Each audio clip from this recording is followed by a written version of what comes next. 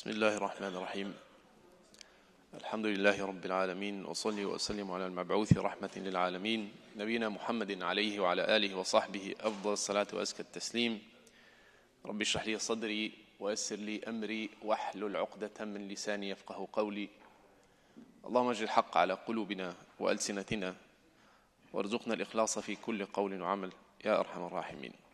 Today inshallah we start with new verses in terms of the order of revelation. The last few times we have been talking about Surah al-Humazah, and today we start Surah,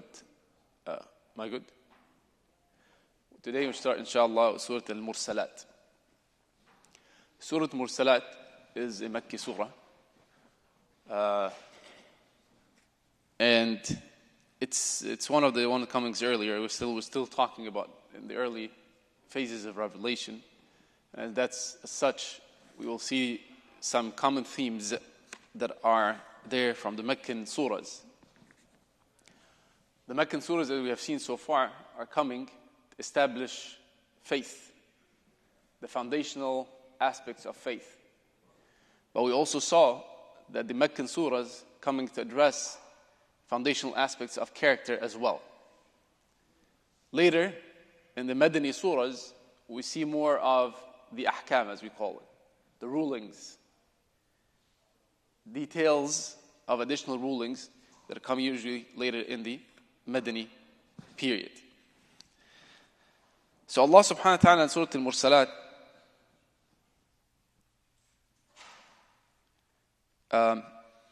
starts these verses, and we said we're going to talk, it's going to be around the same themes about akhirah, about the ba'th, the resurrection, which is close to what we've seen in Surah Al-Qiyamah as well. Yeah. But there's something that is common that is going to kind of repeat multiple times. We'll see it here. It actually repeats 10 times in the surah. وَيْلٌ يَوْمَئِذٍ لِلْمُكَذِّبِينَ. So the focus is on those who disregard or disbelieve and reject the signs of Allah subhanahu wa ta'ala and the message of Allah subhanahu wa ta'ala and the notion of resurrection altogether. So to start these verses, we'll see how much we're going to finish today inshallah. Allah subhanahu wa ta'ala starts from the beginning, says وَالْمُرْسَلَاتِ عُرْفًا فَالْعَاصِفَاتِ عَصْفًا وَالنَّاشِرَاتِ نَشْرًا فَالْفَارِقَاتِ فَرْقًا فَالْمُلْقِيَاتِ ذِكْرًا عُذْرًا أَوْ نُذْرًا إِنَّمَا تُوعَدُونَ لَوَاقِعٌ. So verses 1 through 7. And I'll read the translation, and maybe I'll give you a little bit about this, inshallah. So from the beginning, Allah subhanahu wa ta'ala says, وَالْمُرْسَلَاتِ عُرْفًا. And the word Mursalat is only, the surah is called Surah al-Mursalāt. And it's focused on this again, the first word there, al-Mursalāt. It can be translated as, by those sent forth successively. In some translation, you're going to say, by those winds sent forth successively. فَالْعَاصِفَاتِ عَصْفًا. And those blowing violently. وَالنَّاشِرَاتِ نَشْرًا. And those scattering rain clouds widely. فَالْفَارِقَاتِ فَرْقًا. And by those angels fully distinguishing truth from falsehood. فَالْمُلْقِيَاتِ ذِكْرًا. And those delivering revelation or bringing down advice. عُذْرًا أَوْ نُذْرًا. Ending all excuses and giving warnings. إِنَّمَا تُوعَدُونَ لَوَاقِعٌ. Surely what you are promised will come to pass. There's a lot to unpack here. So let's do it one by one here. From Mursalāt عُرْفًا. The Mufassirin, in fact, the verses 1 through 7 are related. Why? For the first 6 verses, Allah subhanahu wa ta'ala is swearing. Qasam, as they call it. Qasam. The way we use swearing in our, swearing not the bad word swearing, but it's to say by Allah, for instance, if I want to prove something in a court of law, okay, or I want to emphasize something to someone I'm talking to let them know that I am truthful in what I'm saying, so you use an oath. You use this swearing to say an oath by X and Y and Z. And when you make an oath by something that is great for the person that is making the oath, right? And the person that is receiving the oath. so that they believe what you're saying, so that they hear to what you have to say. Allah subhanahu wa ta'ala uses His oath and the swearing in the Qur'an across so many different verses. And Allah subhanahu wa ta'ala takes an oath by His creation.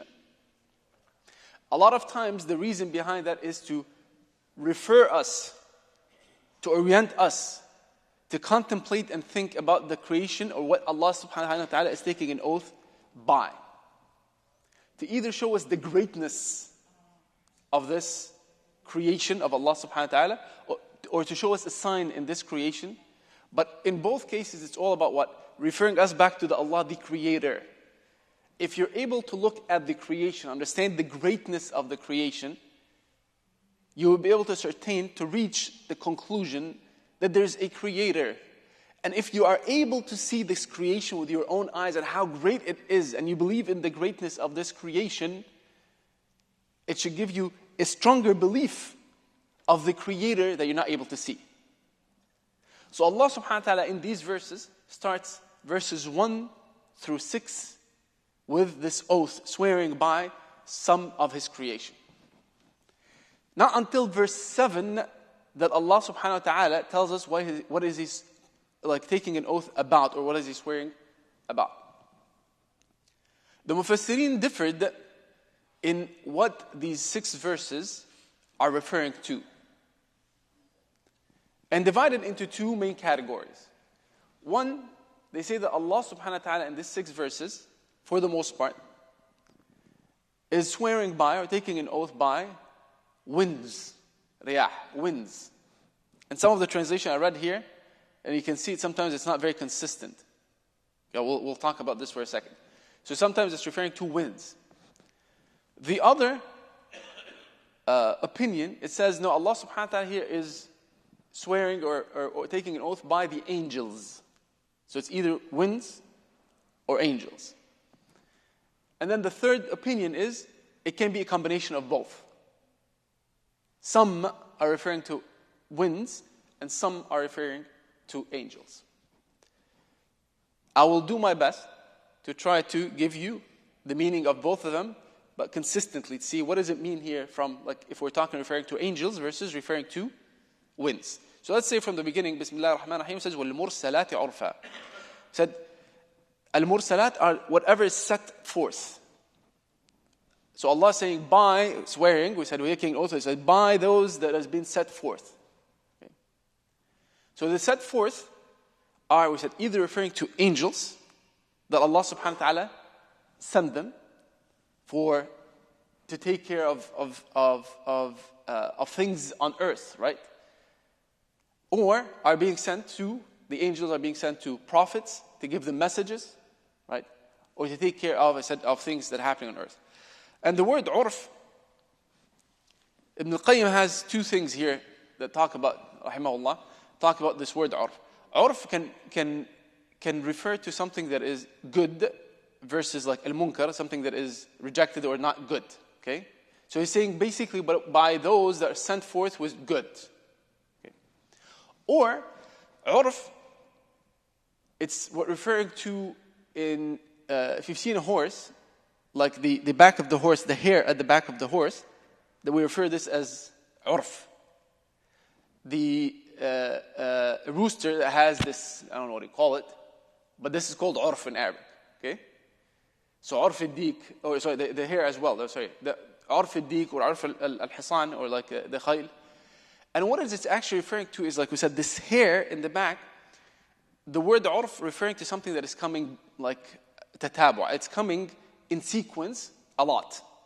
So coming sequential a lot, tatabu'.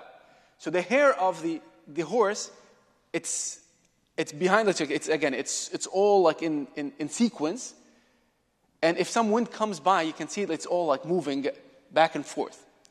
So if we're referring to the riyah, the winds, it can also be referring to, so the Mursalāt, those that are sent forth. Allah subhanahu wa ta'ala sent the winds, and they are coming in sequence, they're coming a lot. Like basically the winds is coming a lot. And this is helpful if you read the verse afterwards as well. If we're referring to these winds, it said, فَالْعَاصِفَاتِ عَصْفًا. فَالْعَاصِفَاتِ عَصْفًا. الْعَصْف is the strong winds. Sometimes we refer to like a hurricane or even like a strong wind, so the asifa, right? It's the storm that is coming. So its storm is asifa. So Allah subhanahu wa ta'ala is talking about these. He said, I am the one who sends, or by the winds that are being sent forth in sequence or consistently and consequently. And by those winds that are extremely strong and violent. وَالْعَاصِفَاتِ عَصْفًا. If it's referring to the angels, it can also be, al-asf, we said it's coming violently. So it can also be referring to either angels coming so fast as if they are a storm, right? And they're taking care of business as it's in a form of storm. Or they can be referring to angels coming to deliver some kind of a punishment. Because al-asf is also the means to kind of to remove everything in front of it. The asifa, the winds that it comes, the asifa, the storm, can come and destroy everything in its path. And we say this with our own eyes with the hurricanes that are happening. A wind, and I always say, subhanAllah, we're around here, wind is invisible almost, right? When you see it, you see its effect. You don't see the air itself. You see what it's carrying. But it itself, the wind, is invisible. Yet Allah subhanahu wa ta'ala put a lot of power in it. To the extent that this wind would come by and pass by a house, like in a form of hurricane or something, and by the time it passes 2-3 minutes later, there's no house there left. Passes by a car, 2-3 minutes later, there's no car left. So Allah subhanahu wa ta'ala is swearing by something of strength, of power. Out of these, who's the one sending it? Every oath is referring to the Creator.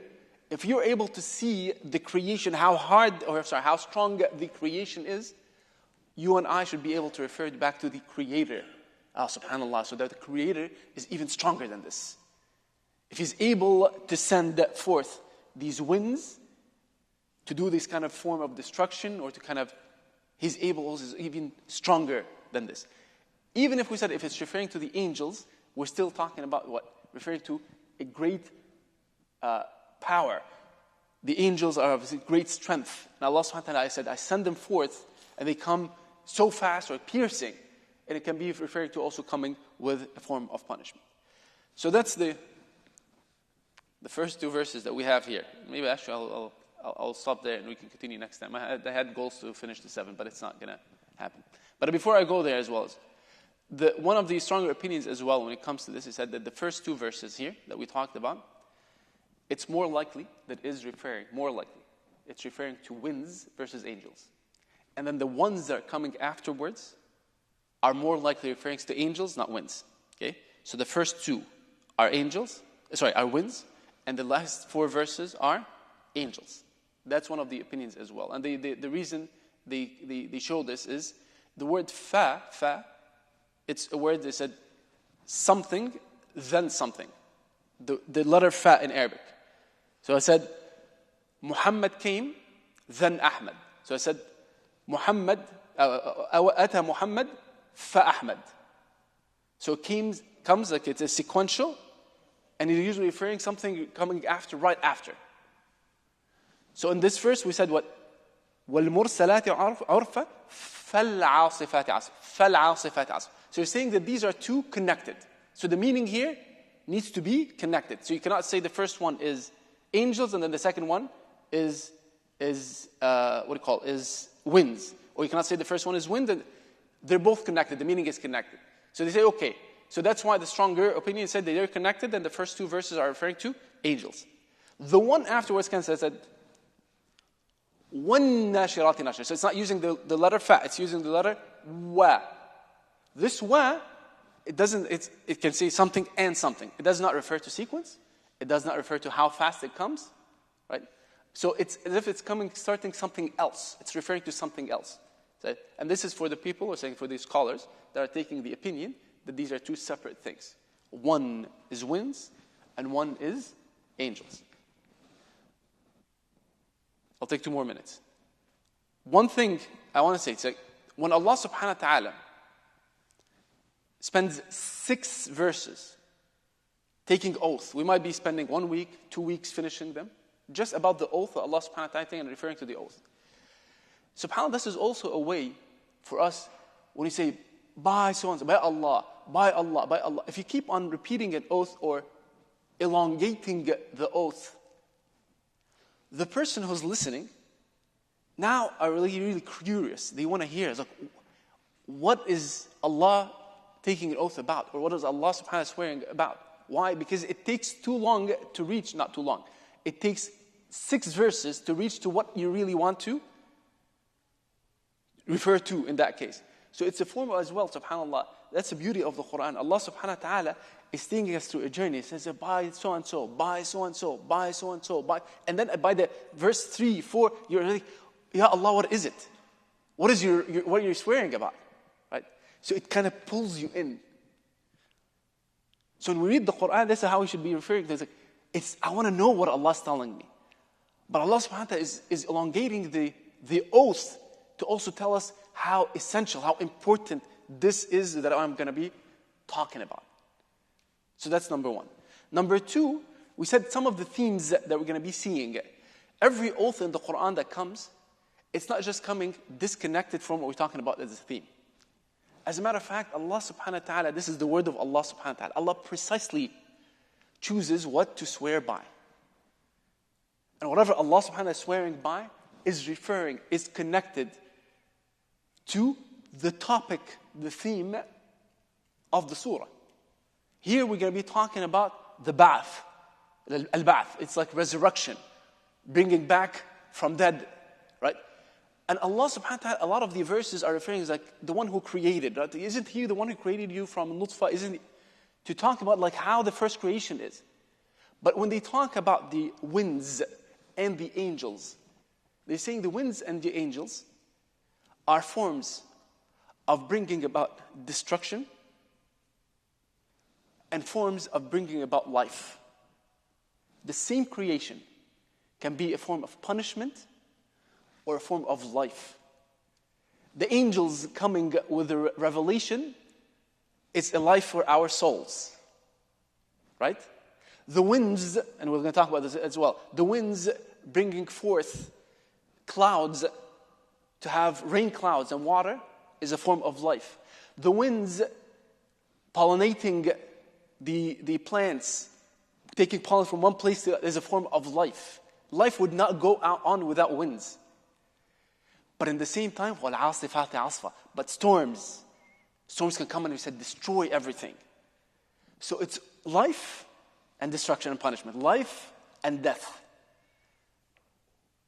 Both of them are referring to angels, creation of Allah subhanahu wa ta'ala is able.